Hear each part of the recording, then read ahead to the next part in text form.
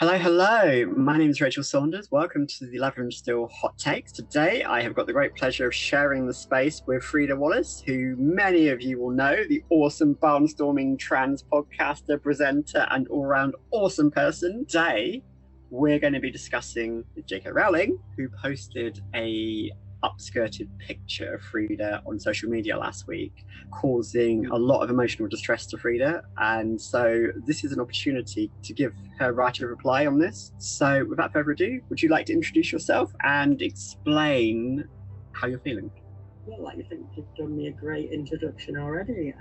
But this story that's come to light, obviously J K Rowling, she was back egging me on to have a debate because I was saying, my initial post was, you're going to need better argument. And I was like poking her because I'd, just get her. But she said she wanted to have the debate because she asked what are questions. And then I noticed that, the usual trolls started to come from us. I'm not debating you on social media. If you wanted to have that debate, it would have to be on a level playing field with a mediation and all that. And I would do it. I would not shy away from that. But then she started with these really nasty comments, which led her to post that picture that was initially taken by Mayor Forstater. She took that picture at a debate I attended in October 2023, and it was Peter Tatchell, myself, Helen Joyce, and Mark Glendenning. Mark Glendenning was working at the IEA at the time, and he wrote the pitch called Gender Ideology. What's the IEA for readers who don't know, listeners who don't know? The Institute of Economic Affairs. So they produced a pamphlet that was called Gender Ideology, a threat to liberal values. So I wrote, this was way before the debate, I wrote to Mark Glendenning and I said, what is this nonsense you've got? Why would the Institute of Economic Affairs be dabbling in culture wars? Aren't you supposed to be a free market capitalist, laissez-faire, the sovereign individual? Do you not care about individuals? Do you want everybody to be in lockstep with TERFs or whatever you want to call them? So anyway, it seemed to be antithetical to what the IEA actually said it used to believe in, which was like, personal triumph. There's a lot of darkness in that as well, but you know what I mean? It's kind of, it's a neoliberalism, isn't it? It's you are what you are what you say you are, and you achieve through your own volition. So, but for some reason, the IEA put this pamphlet out. So I wrote to him, and he wrote back, and he was quite nice. And so when Peter Tatchell asked, it was actually Peter Tatchell who approached me and said, does this debate that, and I don't want to speak for trans people, because I think he'd got a bit of backlash, Peter, because some trans activists or trans people just didn't like some of the things Peter was saying, where he was conveying both sides in the argument. So I agreed to do it because I thought, this is a great, how many opportunities am I ever going to have to go to Westminster, go to Tufton Street, go into Tufton Street and sit right in front of the people I've been writing about? I could not turn down. No, it was really nerve-wracking for me because I got the train to London, I stayed over, and I remember the day, like when I was like the night before that debate, I thought, am I doing the right thing? Because some people had said, Freda, why are you building bridges with these people? Why are you entertaining their bullshit, basically? And I said, no, I'm not doing that. What I'm doing is I can win the argument just by turning up. And that's what I want. So I didn't intend to debate Helen Joyce. I intended to kind of deconstruct what she was saying. And I did that. People have talked about this upskirt shot and all that. Well, nobody said anything about what he actually said in that debate. Nobody's even analysed that. And obviously, they focus on the fact that I went halfway down a bottle of red wine during this debate. But I wasn't drunk. I was a bit tipsy. And that was just like Dutch courage, really, because imagine being in a room, you're on a stage, and everybody is LGBT Alliance, Sex Matters, Women's Rights Network. Everybody is looking at me. And it's like, I felt like the Elephant Man. You know that bit when John Merrick, and they bring him out and everybody, look, behold, we found one. That's what it felt like. So I'm not playing this game, Peter. I said, I'm not playing this game. You can have the debate with Helen Joyce. What I'm going to do is I'm going to drop some bombs. And he said, and he was like, no, don't do that, please. And there's a really funny bit where I'm necking the wine, and he says, too much wine, Freda, put it down. And he's like, oh my God. Yeah, I think he really thought I was going to stand up and do something drastic, you know. Anyway, so I'm sat there, and I noticed my four-starter in the front row taking photos. Well, that's fine. People take photos at events and stuff, but she was looking at her phone and giggling and showing her phone to Akua Reindorf, who was sat next to her. Well, that's really creepy and weird. Why are they doing that? And I think they were doing that to intimidate me before I'd even said a word. And what really annoyed Helen Joyce was her opening gambit failed, because the first thing she says is, I'm the only person here whose voice hasn't been lowered by testosterone. She'd never heard my voice before. She'd never heard me speak, right? So, I mean, I don't have a particularly high voice or a particularly low voice. I just have a neutral voice. And it's not something that I don't try too hard to sound feminine or anything, but it's just the voice I have. Anyway, it didn't work. But there's some really funny bits in that debate where you can see Peter nudging me and kicking me under the table. And it was like I'd gone round to my parents for tea, and I've said something wrong. And I do actually respect Peter Tatchell. I know people criticise him and they say that he does say the wrong thing sometimes, but he has the right to say the wrong thing sometimes. We all do. If he doesn't listen to that criticism, that's when we have a problem. But I think in the sum total of Peter's work, I think I respect him. And then, this was the other thing. I'd gone out before the debate, they didn't know this, to meet Mark Glendenning. Because he told me, which was fascinating to me, he was interested in the occult.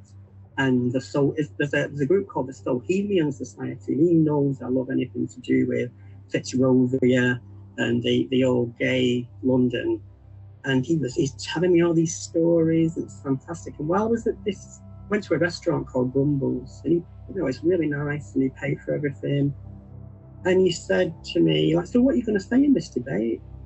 And I said, I have no idea yet. He said, you're not prepared. I said, well, I'll prepare, but I'm not going to tell you. And anyway, I showed him a letter that my employer got when I worked for Northwest Ambulance Service from 2022. This is like COVID time.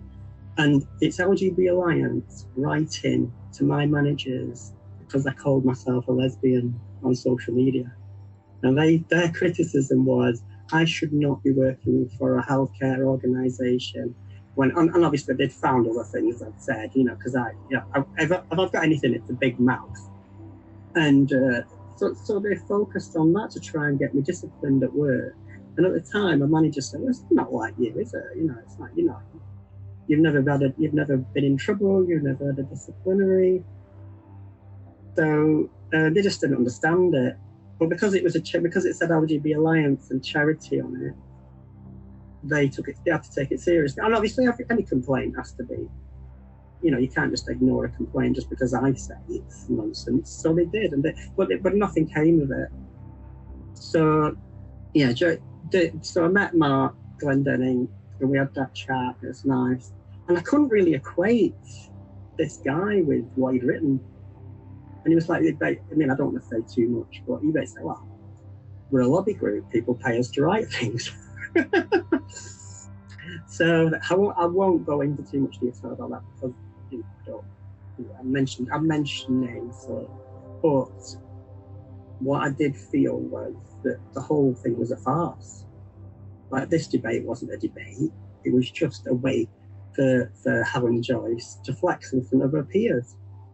But it didn't work for her because I wasn't rude to her, but I did say some things that I knew would be incendiary. And that's one of the things I said was, the men that follow you in public F me in private. And when I F them with my female penis, that is my choice. And the reason I said that was because I know that to be true. because I'd done some media work. I actually worked for Talk TV. I did some of their websites, and I knew people who were part of, let's just say, those lobby groups. I'm not gonna, but they were also going to the Torch Garden, and there was a club called Killing Kittens. And I was like, that's really, I mean, I've got no problem with whatever anybody wants to do with their life, but there's so much hypocrisy and contradiction in it. So that's why I stepped down. And obviously people pick, I think that's the bit of the debate people always crop. But what else was it? Yeah, so the picture that J K Rowling has shared was from me when I uncrossed my legs. Just as I did that, she took the picture. And that's what she zoomed in. You know, if you look at how far, if you look at the actual video of the debate, you can't see anything. The camera's way back. But she was in the front row and she zoomed in and she put it on her social media, on Twitter.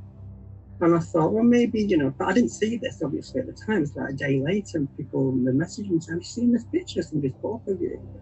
And I thought, oh, God, I'm not. So I thought I'll give Maya the benefit of the doubt here. Maybe she didn't notice that you could see the top of my leg. Maybe she just posted it, didn't really angle it. But I knew she did because she was giggling when she took it. And she knew she was doing it to harm me. And I think because the comments underneath that picture, if you can still see the thread, you still got it up there.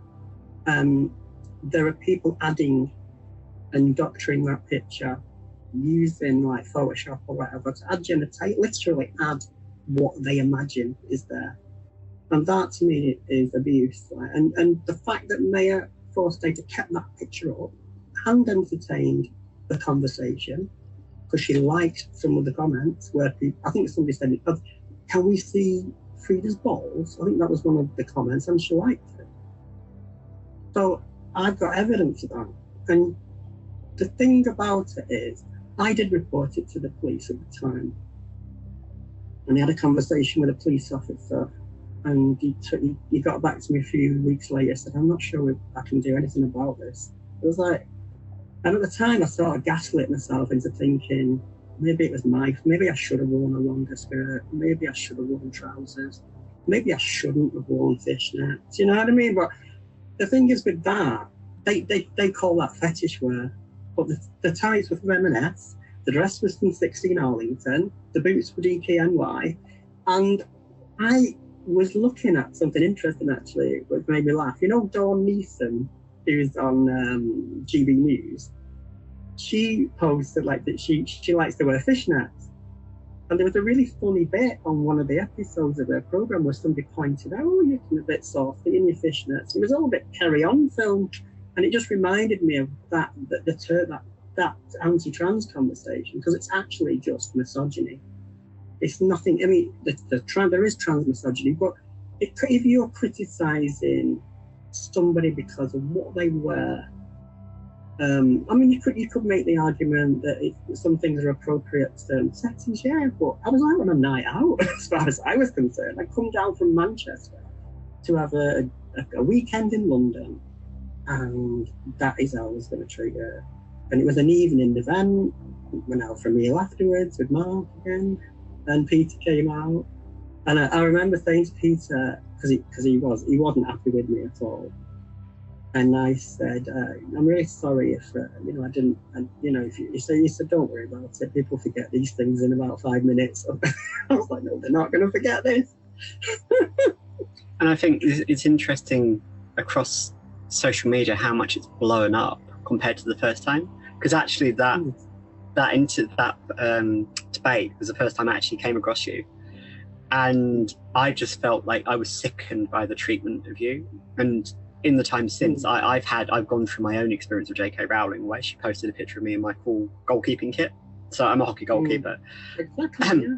And there's a picture of me doing the rounds with literally the full kit. And every time someone wants to call me a man or attack my identity, that picture gets posted. Exactly. And it's telling that J K Rowling herself posted that picture of me explicitly to call me a man. Now, bearing in mind I have no hair, it's like people have used me and my hockey kit as a way of deconstructing my identity, and seeing you having that same treatment was, I think, is utterly disgusting. And I will put this on the record. obviously we have a friendship and we've talked about this and we've discussed this off air, but on the record, what the treatment you've been receiving both back in 2023 and what you're now receiving at the hands of this is utterly disgusting. And I think that, and I saw a post on Facebook this morning where someone said, this is misogyny, the height of misogyny, you're being slut shamed. If this had been any other woman, the police would have prosecuted because it is an upscope camera. The fact it's another woman taking the picture, and this is where gender critics talk about trans women being sexual predators. The picture that Maya Forstater took of you was sexual predation. I will stand by that argument that it's being used to slut shame you and body shame you and treat you as an object of something lesser than any other woman in that venue. And it denies you your inherent identity. And as far as the way that the conversation has gone, if you look at how gender critics are trying to say that trans women are not women, and that they often use the idea that trans women are 60% of trans women in prisons are sexual predators, this is Maya Forstater is one of the leading gender critics in the UK, and she took a picture of you explicitly designed to destroy your identity. And now J K Rowling, who is also one of the UK's leading gender critics, is doing exactly the same thing. And for me, we cannot let that stand. We as a community, we as a society cannot say that it's acceptable for you to be shamed based on your body. Yeah, but it's interesting because what I've written about the Gender Critical Network, and I've actually been to their meetings. I don't just write, I sit on my computer. I'll turn up at the Battle of Ideas, and I'm made to feel like a pariah. But I'll ask my question. I've been to Free Speech Union meetings where I know I'm going to be the only person in that room who's going to say what I'm going to say. But what Maya Forstater was doing, we know what led up to losing a contract or whatever. She was following an account called Truly Tunes. And what Truly Tunes was, it's kind of pornographic, comedic, salacious, sort of a Viz magazine kind of version of trans people for kind of libidinal pleasure. A bit like Redux, you know, it's like Take a Break magazine for turfs, isn't it? But what it is she whoever was behind that account, and I've got a pretty good idea who I think it is, but I can't say. But they shared a picture, because I've got a bit of a double life. Right? I was working for the ambulance service, but I was also active in a fetish scene. And that's always because I come from a gothic punk background. That was always part of my aesthetic, and I have a community of people. And the thing about that is, people think, oh, it's fetish, it's about having sex. No, it's not. It's because some people need a safe space to feel they can dress and wear what they want, and feel that they're alive for maybe just one night. And that's important to them. And we have to respect that. Now, pictures of me, because I co-ran a club, and there were images online. So there were pictures of me in like latex and things like that, which looking back now, because I was working with the ambulance service, I probably should have been more careful with that. But even still, I'm allowed a private life that is separate from my professional life, I think. I hope so. Because that's what free speech is. That's what freedom of expression is. It's about not being judged necessarily for the clothes you wear or the things that people may assume about you. So this account, Truly Tunes, posted pictures of a dungeon, and they're the ones that Graham Linehan started to post. So because I knew this was happening, so what I did, I made the pictures public myself, because I didn't want them to have the power. Because it was like they were, look what we found. We've uncovered this treasure trove of salacious. It's like, no, you've not. But there's no sexual content in any of those images. They're just fashion shoots. So if you've got a problem with me, you've got a problem with Sam Smith and Madonna, or Lady Gaga, or Katy Perry. If there was some sexual activity in any video or any picture, that would have been behind a paywall. or at least, you know, I wouldn't. That would not be anywhere near Twitter, would it? But people found stuff of me, and I made the mistake of posting it just because I was so stressed. You know, I was at my computer and I was like pulling my hair out, thinking, oh, these people are like digging around in my life, and I think I had a bit of a breakdown at that point. And I posted some pictures because I was like trying to be funny, I think, because I was baiting Graham Linehan saying, come to the club, Graham, you've got enough pictures of fetish pubs, why don't you just come here? I should have been a bit better. I should have been a bigger person there. But anyway, I can't do anything about that now. To be fair to you, and it's happened to me, that they did it the same to me last year, and I posted it on Medium. When I was younger, I had a lot of pride in my body, and I used to do a lot of artistic photo shoots for stock photography purposes. So these were posted freely online where anyone could use them to draw. And often, 99% of them were costumes. But there was an occasional shoot where I did nudes, all artistic, nothing sexual. And last year, someone scraped one of those pictures, posted on X, actually blurred out certain parts of my body. Oh my God. And it was just like, what are you trying to prove here? I posted these pictures of my own volition on an artistic website that are freely available for anyone. They're marked over 18, but they're freely available to anyone to draw from. Well, I'll tell you something really funny. I had to have a meeting with my managers at Northwest Ambulance, and they brought some tweets to show me. And one of them says, "Dad suck female penis," and that was actually the title of a track that I do like electronic music and stuff. And it's, you know, it's obviously a reverent joke. And there was this track called "Daddy Sucks Female Penis." And I just thought that was a really funny refrain. It was like, you know, it's not meant to be serious. Anyway, I put that as a caption on a picture. And there's this guy, like, there's a guy kneeling in front of me. There's no sex act in the picture. It's just heavily implied. It's like, you have to imagine it for it to be sexual. But, yeah. So I had this problem of being in a very public-facing role with a very respectable organisation, and my manager's been, what does this mean? Oh, goodness. You know, when somebody's showing, it's like being on trial, like where people are saying, why did you do that? Why did you wear that? Right? I was like, it's got nothing to do with you. You know what? I do a good job when I come to work. Yes. Yeah. Do you want me to, you know, everybody. What's interesting about the fetish scene though is it's the biggest customers of the fetish scene, or the kink scene, whatever you want to call it, are straight middle-class couples. They are you know, in this country, they want to keep it running. Mm-hmm. It's not freaks like me. Well, on that note then, drawing this all in, how has J K Rowling's picture impacted you in the last week then? How has it made you feel? Well, it's this thing where why would a woman that has so much global reach and she's respected around the world,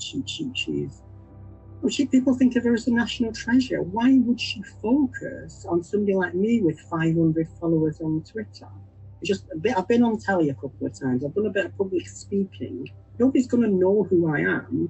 So she has the power to change the course of my life, because for some people now, the only thing they're going to see when they say Freda Wallace, and when they Google that is the only thing they're going to see. So if I went for a job interview and somebody said, "Oh, let's Google Freda," right? So that is really disturbing to me, and it affected every job I've had, every charity. I get a complaint. A complaint will come in because they'll say, "Oh, there's some like charity called LGBT Alliance and Sex Matters. They put a complaint in about you." I say, "Yeah."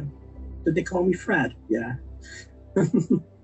You've disguised. But it makes me feel like, do I have to be an angel? Do I have to literally be the most perfect person? To be trans, do we have to be beyond reproach? Be more godly than anybody else? Like, it's like, that's the thing. That when people want to see us, we're demons. When they want to speak, we're invisible.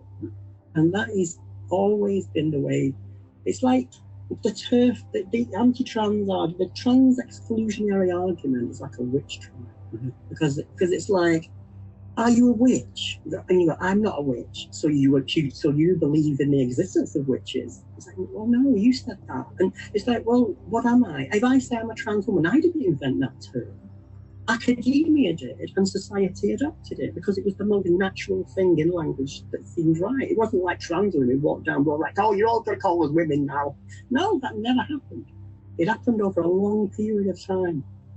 And just because J K Rowling now thinks, oh, I don't like that, so I'm going to use all my power, I'm going to use all my influence to change that. And it won't, because when I go shopping with my mum, or I go to church with my mum, all those ladies call me Freda, and they call me she, her, whatever it is. It doesn't even cross their mind. And if I told them what J K Rowling had done, they'd be horrified. Exactly. And on that note, thank you so much for coming on. And as always, it's a pleasure. Thank you. And hopefully this should, if people are interested in what Freda's gone through, as I said, I think it's personally disgusting. Hopefully the police this time should do something about it. If they don't, we need to put pressure on the police, the CPS and the government to stop this sort of behaviour, because nobody should be going through what Freda's going through. So thank you for your time, Freda. I really appreciate it. And well, thank you. It's nice to get that off my chest, actually. Okay, thank you for your time.